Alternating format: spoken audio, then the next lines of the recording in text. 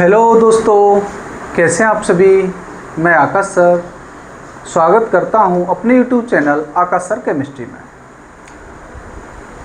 तो लास्ट वाली क्लास में हम लोग बात कर रहे थे कि बोर मॉडल का विकास कैसे हुआ।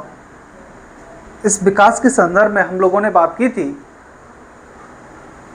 इलेक्ट्रोमैग्नेटिक रेडिएशंस को लेकर के, विद्युत चुंबकीय तरंगों को लेकर के, प्रकाश विद्युत प्रभाव को लेकर के और इनसे संबंधित कुछ क्वेश्चंस भी किए थे। तो दोस्तों, आज की क्लास बहुत ही इंपॉर्टेंट होने वाली है। ऐसा कोई एग्जाम नहीं है जहां से नील्स बोर के परमाणु मॉडल से क्वेश्चन नहीं आता हो।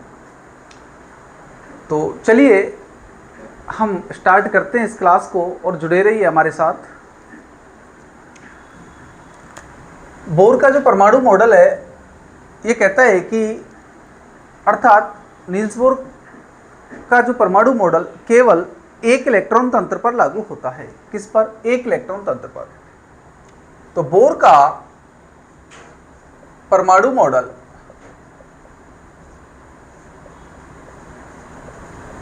केवल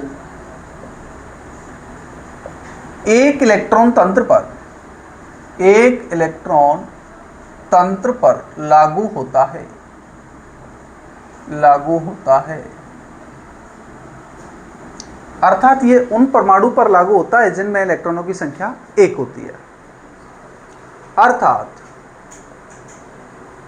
यह उन एटम पर, उन परमाणु पर एप्लीकेबल है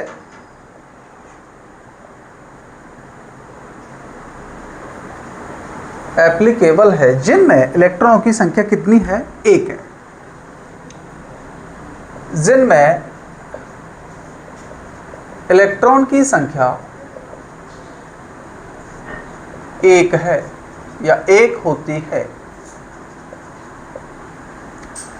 क्या कारण है कि ये एक पर ही लागू होता है? यदि एक से अधिक इलेक्ट्रॉन हुए तो क्या होगा? एक से अधिक इलेक्ट्रॉन होंगे तो इलेक्ट्रॉन इलेक्ट्रॉन के मध्य में क्या होगा? रिपल्सन होगा, प्रतिकर्षण होगा। क्योंकि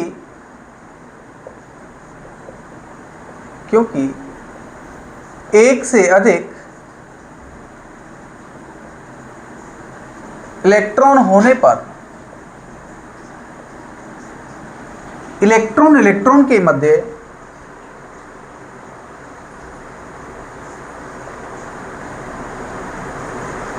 प्रतिकर्षण होता है। इलेक्ट्रॉन इलेक्ट्रॉन के मध्य क्या होगा? रिपल्सन होगा, प्रतिकर्षण होगा। एक बात।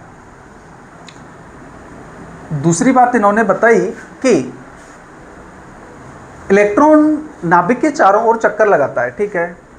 तो नाभिक के चारों ओर जिन वृत्ताकार पथों में चक्कर लगाता है उन वृत्ताकार पथों को कोश, कक्ष या ऊर्जा स्तर कहा जाता है। क्या कहा जाता है? ऊर्जा स्तर, कोश या कक्ष। तो इलेक्ट्रॉन नाभिक के चारों ओर, नाभिक के चारों ओर जिन वृत्ताकार या ऐसे भी कह सकते हैं कि निश्चित वृत्ताकार या निश्चित वृत्ताकार पथों में चक्कर लगाता है,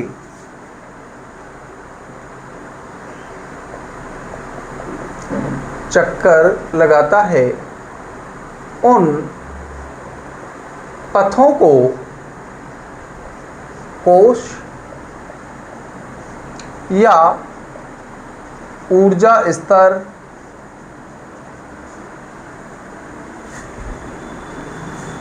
कहा जाता है।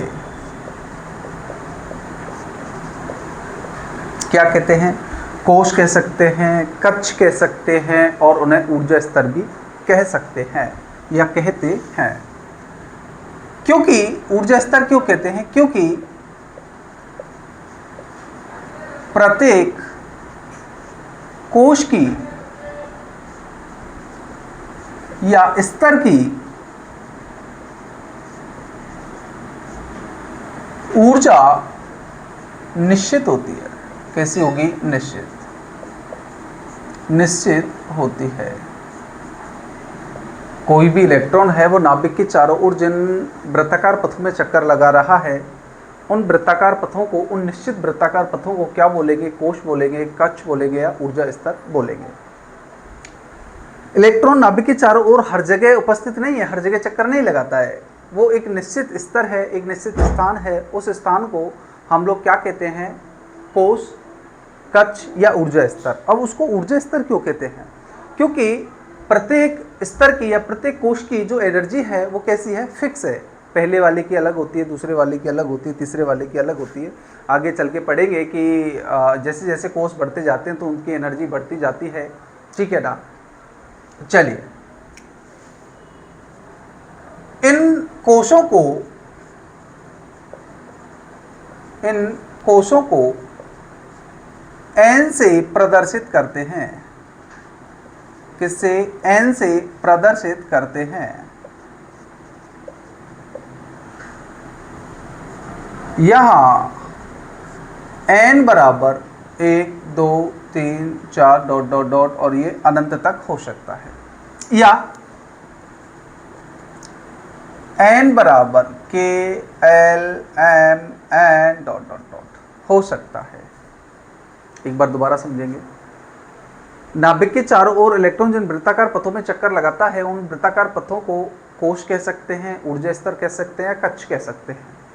इन कोशों को, ऊर्जा स्तरों को या कक्षों को किससे रिप्रेजेंट करते हैं? n से। ठीक है, तो n का मान क्या हो सकता है? n का मान या तो गणित की संख्या 1 2 3 4 से रिप्रेजेंट कर सकते हैं, प्रदर्शित कर सकते हैं, या फिर इनको अंग्रेजी में k l m n से प्रदर्शित कर सकते हैं। n का मान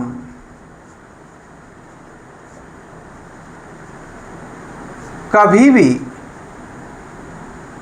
नेगेटिव, 0 व दशमलव में नहीं हो सकता। में नहीं हो सकता है। किस में नहीं हो सकता? नेगेटिव नहीं हो सकता, दशमलव में नहीं हो सकता और 0 में नहीं हो सकता। क्या हो सकता है? 1 2 3 4 5 हो सकता है, या फिर k l m n o dot dot dot आगे चल के इसको बोला जा सकता है। ठीक है, अगली बात इन्होंने क्या बताई? इन्होंने बोला कि इन्होंने एक बहुत ही इंपॉर्टेंट बात बताई कि इलेक्ट्रॉन केवल उन्हीं वृत्ताकार पथों में चक्कर लगाएगा जिनका कोणीय संवेग NH/2π की या तो बराबर हो या फिर इसका पूर्ण गुणज हो। क्या मतलब इलेक्ट्रॉन नाभिक के चारों ओर, इलेक्ट्रॉन नाभिक के चारों ओर केवल उन्हीं वृत्ताकार पथों में चक्कर लगाता है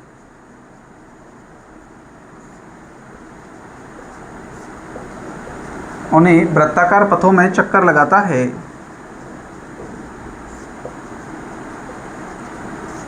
जिनका कोणीय संवेग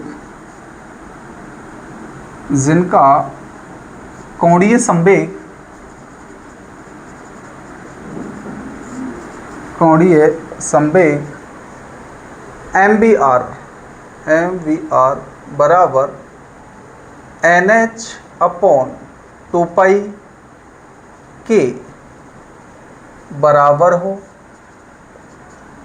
या इसका पूर्ण गुणज हो।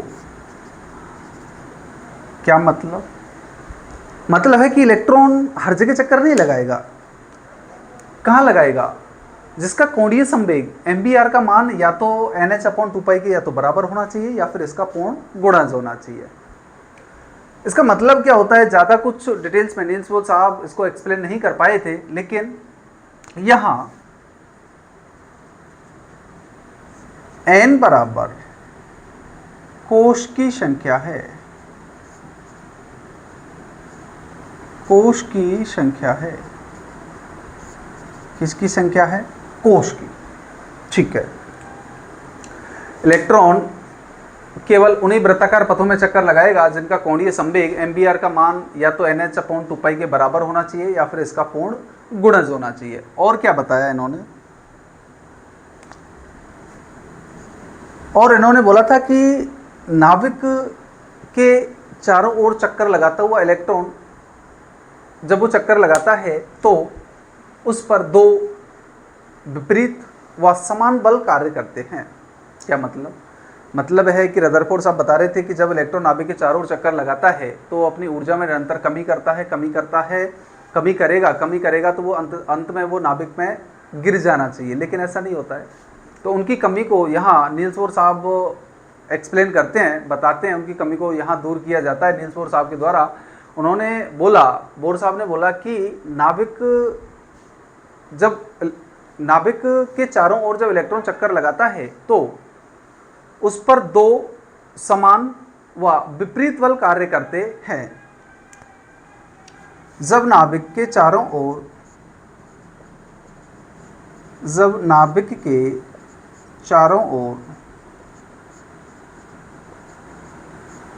इलेक्ट्रॉन चक्कर लगाता है तो इलेक्ट्रॉन पर दो समान व विपरीत बल कार्य करते हैं। विपरीत बल कार्य करते हैं। जैसे मान लीजिए ये क्या है? नाभिक है और ये क्या है? इलेक्ट्रॉन। अब इलेक्ट्रॉन पर एक तो इधर बल कार्य करेगा और एक इधर बल कार्य करेगा, और ये दोनों कैसे होंगे? समान होंगे, लेकिन इनकी जो डायरेक्शन है, इनकी जो दिशा है वो कैसी होगी? अलग अलग होगी। ठीक है। ये होगा अपकेंद्रीय बल। क्या होगा? अपकेंद्रीय बल। ठीक है। और जो केंद्र की तरफ लगेगा वो कौन सा होगा? अभिकेंद्रीय बल।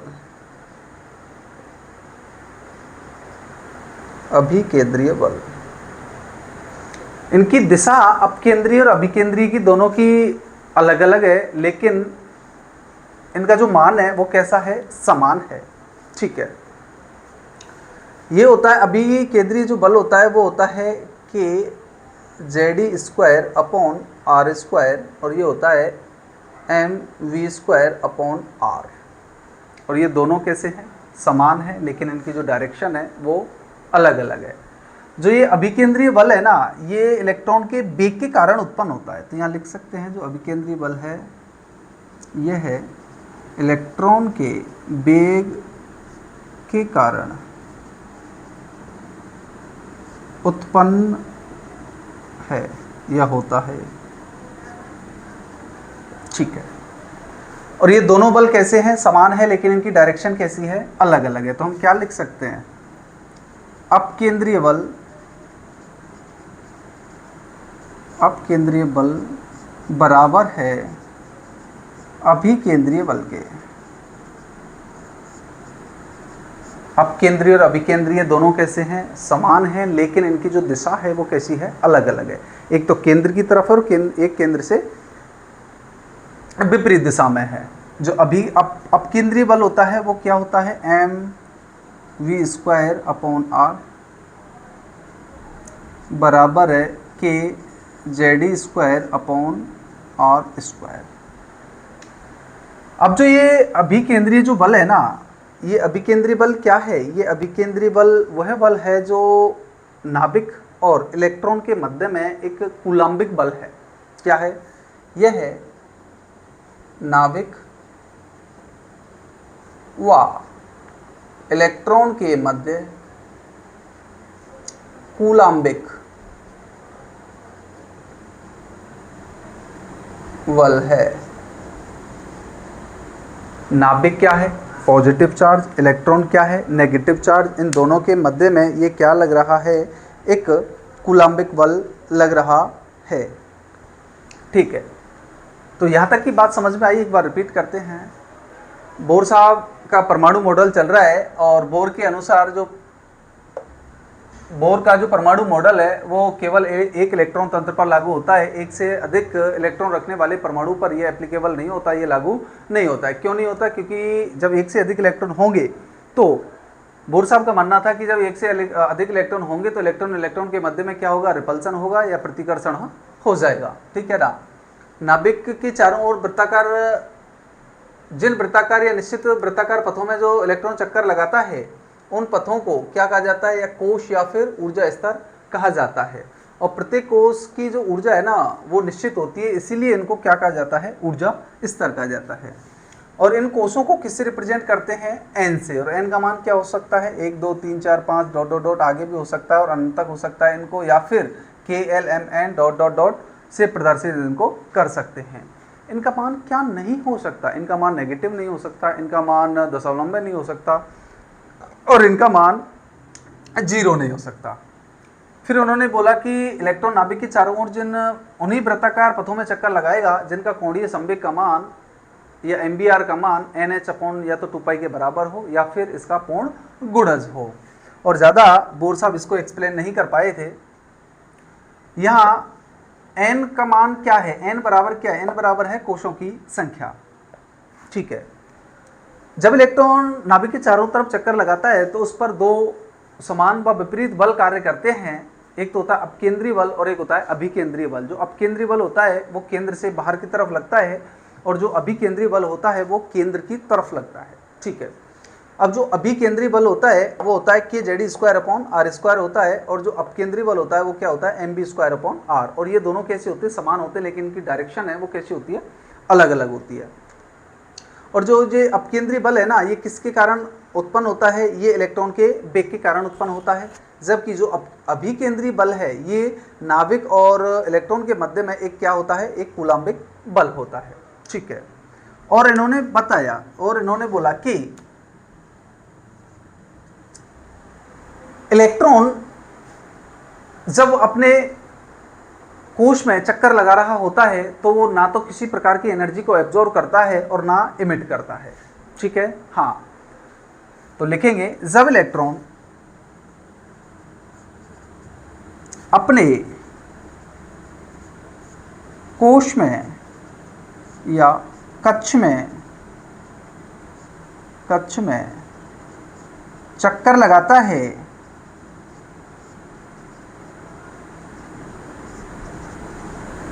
तो वह ऊर्जा को ना तो ग्रहण करता है और ना ही उत्सर्जित करता है।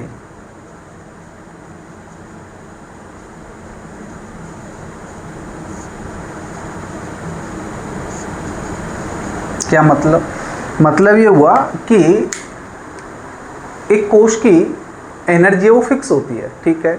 उसमें इलेक्ट्रॉन नाभिक के चारों ओर चक्कर लगा रहा है तो जब वो अपने कक्ष में चक्कर लगा रहा होता है तो ना तो बाहर से एनर्जी को एब्जॉर्ब करता है और ना ही उत्सर्जित करता है।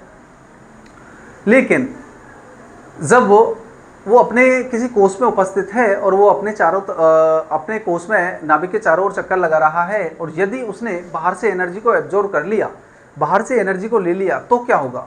यदि उसने बाहर से एनर्जी को एब्जॉर्ब कर लिया तो वो अपने ऊर्जा स्तर से उच्च ऊर्जा स्तर में जंप कर जाएगा। लेकिन वो वहाँ पर अर्थात अपने ऊर्जा स्तर से उच्च ऊर्जा स्तर में जब वो गया है तो वहाँ पर वो स्थायी नहीं है। वो मात्र और मात्र वहाँ पर उच्च ऊर्जा स्तर में 10⁻⁹ सेकेंड तक ही रुकेगा और उसके बाद वो पुनः अपने स्तर में आ जाएगा।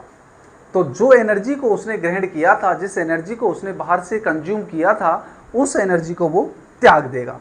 क्या कर देगा? उत्सर्जित कर देगा। तो यहां से मिटाते हैं।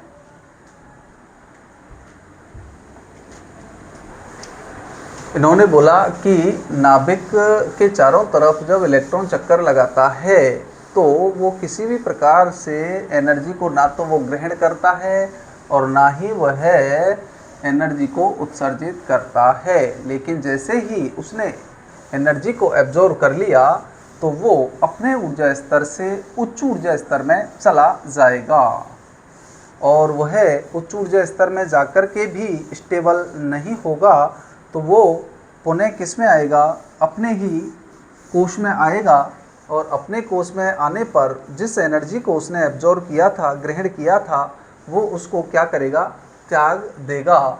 और यदि ये घटना दृश्य क्षेत्र में या विजिबल रीजन में हो रही है तो हमें क्या होंगे, कलर प्रदर्शित होंगे। क्या प्रदर्शित होंगे, रंग प्रदर्शित होंगे। चलिए लिखते हैं इस बात को और समझते हैं। देखिए,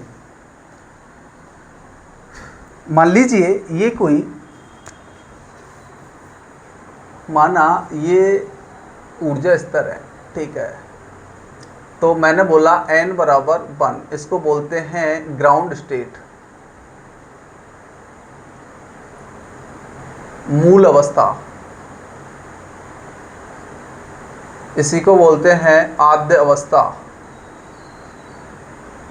ठीक है। इससे जो जस्ट ऊपर का जो कोश होगा उसको बोलेंगे उत्तेजित अवस्था। इसको क्या बोलेंगे, उत्तेजित अवस्था, फर्स्ट, प्रथम, उत्तेजित अवस्था प्रथम। और ये क्या है फिर, उत्तेजित अवस्था सेकेंड, द्वितीय। इससे आगे वाला होता तो एक्साइटेड स्टेट थर्ड, उससे आगे वाला होता तो एक्साइटेड स्टेट फोर्थ, उससे आगे वाला होता तो एक्साइटेड स्टेट फिफ्थ, ठीक है। मान लीजिए ये इलेक्ट्रॉन यहाँ था, ये क्या हो गया, नाभिक, और मान लीजिए मैंने इसको क्या बना दिया, एक कोश बना दिया, ठीक है। ये ऐसे है, ये ऐसे, ठीक है। और ये क्या है, इलेक्ट्रॉन है। ये इलेक्ट्रॉन अपने कोश में निरंतर रूप से चक्कर लगा रहा है। तो जब ये चक्कर लगाएगा तो ना तो एनर्जी को बाहर से लेगा और ना बाहर देगा, लेकिन जैसे ही इस इलेक्ट्रॉन ने एनर्जी को कंज्यूम किया, एनर्जी को बाहर से लिया, तो ये यहाँ से और ये कहाँ पहुँच गया, अपने से अपर कोश में, ठीक है। अर्थात ग्राउंड स्टेट से वो एक्साइटेड स्टेट प्रथम में पहुँच गया, ठीक है। लेकिन वो यहाँ स्टेबल नहीं है, वो यहाँ कैसा है, अनस्टेबल है। कैसा है, अनस्टेबल। और यहाँ पर यह मात्र और मात्र 10 की घात -9 सेकेंड तक ही रुकेगा। कितना रुकेगा, 10 की घात -9 सेकेंड, ठीक है। अब जो एनर्जी इसने ग्रहण की थी ऊपर जाने के लिए, एक्साइटेड स्टेट में जाने के लिए, अब जैसे ही ये पुनः अपने ग्राउंड स्टेट में आएगा, मूल अवस्था में आएगा, तो जो एनर्जी को इसने कंज्यूम किया था, अब वो एनर्जी को क्या करेगा, एमिट करेगा। तो जैसे ही ये यहाँ पुनः आएगा तो एनर्जी को क्या करेगा, एनर्जी उत्सर्जित करेगा। क्या करेगा, उत्सर्जित, या बाहर निकालेगा, ठीक है। अब जो यदि ये घटना इलेक्ट्रॉन के ऊपर जाने की, इलेक्ट्रॉन के पुनः वापस अपने ग्राउंड स्टेट में आने की, यदि ये घटना विजिबल रीजन या दृश्य क्षेत्र में हो रही है तो फिर क्या प्रदर्शित होंगे, रंग प्रदर्शित होते हैं, ठीक है। लेकिन ये घटना लगातार नहीं होती है। ये घटना कब होती है, कभी कभार होती है, ठीक है ना। हाँ जी, जब ये घटना कभी कभार होती है, लगातार नहीं होती, कंटिन्यूस नहीं होती, सतत रूप से नहीं होती है, ये कैसे होती है, असतत होती है। तो फिर यदि इसका एक स्पेक्ट्रम, एक आरेख बनाया जाएगा तो वो आरेख या स्पेक्ट्रम कैसा होगा, वो भी असत होगा। अर्थात यदि ये घटना कंटिन्यूस चलती, सतत रूप से चलती, तो इसका स्पेक्ट्रम भी कैसा होता, सतत। लेकिन ये कैसी चलती है, असतत, तो इसका स्पेक्ट्रम भी कैसा प्राप्त होगा, असतत रूप से। तो लिख सकते हैं, जब इलेक्ट्रॉन एनर्जी को या ऊर्जा को ग्रहण करता है तो वह अपने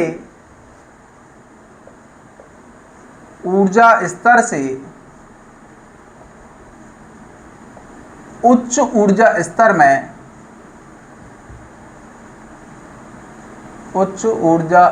में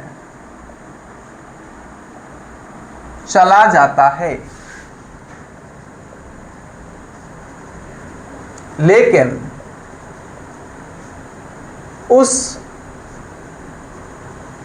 उच्च ऊर्जा स्तर में वह स्थायी या स्टेबल नहीं होता है, वह मात्र 10⁻⁹ सेकंड में पुनः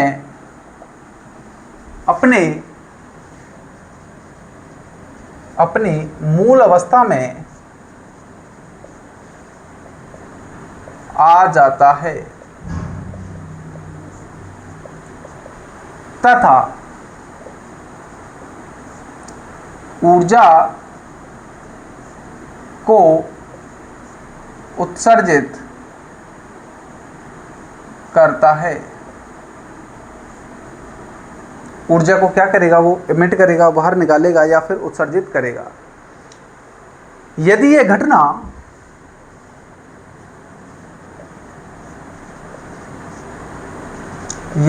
घटना दृश्य क्षेत्र में है तो कलर उत्पन्न होगा। क्या उत्पन्न होगा? कलर। ठीक है।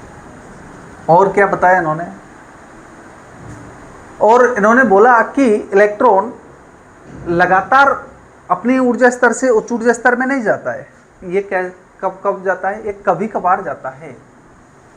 इलेक्ट्रॉन उच्च ऊर्जा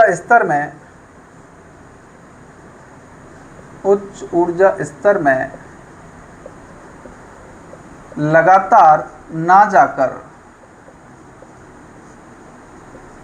कभी कभी ही जाता है। अर्थात यह असतत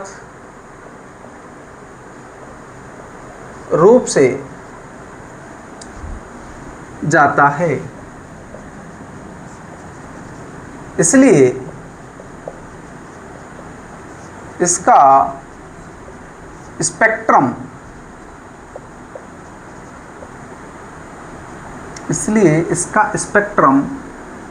भी असतत प्राप्त होता है। यदि ये इलेक्ट्रॉन लगातार लो एनर्जी लेवल से हाई एनर्जी लेवल में जाता तो इसका जो स्पेक्ट्रम प्राप्त होता वो कैसा प्राप्त होता? सतत। लेकिन ये कभी कभार जाता है, असतत रूप से जाता है, तो इसका स्पेक्ट्रम भी कैसा प्राप्त होता है? असतत। अगली बात इन्होंने बोला कि इलेक्ट्रॉन का मैक्सिमम कार्य चक्कर लगाना है। अर्थात जो इलेक्ट्रॉन है, इलेक्ट्रॉन का जो अधिकतम कार्य है, जो मैक्सिमम वर्क है, वो क्या है? वो नाभिक के चारों ओर चक्कर लगाने का होता है। अब जब एनर्जी को एक इलेक्ट्रॉन ने ग्रहण किया और वो कहाँ चला गया? उच्च ऊर्जा स्तर में। कहाँ से चला गया? निम्न ऊर्जा स्तर में। ठीक है। तो उस दौरान एनर्जी में चेंज कितना आया है? तो डेल्टा E बराबर E higher minus E lower. अर्थात उच्च ऊर्जा स्तर में एनर्जी कितनी है उसमें से क्या घटा देंगे? लोअर एनर्जी लेवल में कितनी एनर्जी थी उसको घटा देंगे तो क्या निकल आएगा? एनर्जी में चेंज कितना है। ये फॉर्मूला एक के लिए नहीं बल्कि दोनों कंडीशनों पर लागू होता है। कौन कौन सी? जब एक इलेक्ट्रॉन निम्न ऊर्जा स्तर से उच्च ऊर्जा स्तर में गया हो तभी भी ऐसे ही निकालेंगे, और जब उच्च से निम्न में आया है तब भी इसी से निकालेंगे। अर्थात ये फॉर्मूला बताएगा कि उसने कितनी एनर्जी को एब्जॉर्ब किया है या कितनी एनर्जी को उसने इमिट किया है, ठीक है ना। अब नील्स बोर साहब ने बताया कि हम लोग किसी परमाणु की त्रिज्या, किसी परमाणु के इलेक्ट्रॉन की एनर्जी की गणना व उसके इलेक्ट्रॉन के वेग की गणना भी कर सकते हैं। तो इसके द्वारा नील्स बोर साहब के परमाणु मॉडल में हमें इलेक्ट्रॉन का वेग, एनर्जी व परमाणु की त्रिज्या आदि की जानकारी भी मिल सकती है। तो दोस्तों, आज की वीडियो काफ़ी इम्पोर्टेंट रही है, ठीक है। अब नेक्स्ट पार्ट में मिलेंगे हम लोग नील्स बोर साहब के परमाणु मॉडल से इलेक्ट्रॉन के वेग, एनर्जी व त्रिज्या की गणना किस प्रकार से की जाती है। तो मिलते हैं नेक्स्ट वीडियो में। आज के लिए इतना ही। Thank you.